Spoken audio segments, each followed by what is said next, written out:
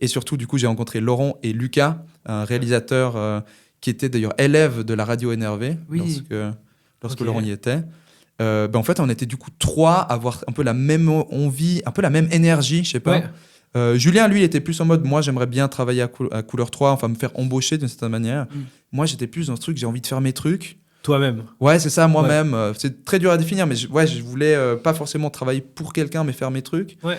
Et puis Laurent et Lucas, on commençait à faire tout plein de projets ensemble. Et puis j'ai fait, il y a peut-être un truc à monter avec ces Gulus, quoi. Je suis pas très doué à l'école, donc forcément la voie des études elle se limite. Ouais. À ce moment-là, je loue beaucoup l'école, et donc forcément, je vais voir l'orienteur et je dis bonjour, qu'est-ce que je peux faire? Et on me dit ça va être chaud de faire un apprentissage parce que vous venez pas beaucoup à l'école. Et je suis en mode qu'est-ce que je vais faire de ma vie?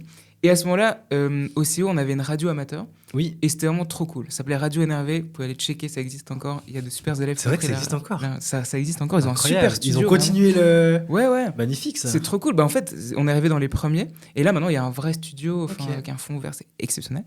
Mais vous irez regarder. Et du coup, trop cool. Vraiment découverte pour moi. Je suis en mode. Déclic. What the fuck. C'est ça. J'avais fait comme Benoît dans mon enfance de la vidéo. Je prenais comme ça le premier Nokia de mon papa qui filmait. J'allais filmer des trucs. Je faisais des courts-métrages. Mais là, de fait dire, il y a plein de gens et on s'en fout si on est en PG, on s'en fout qui est dans quelle section.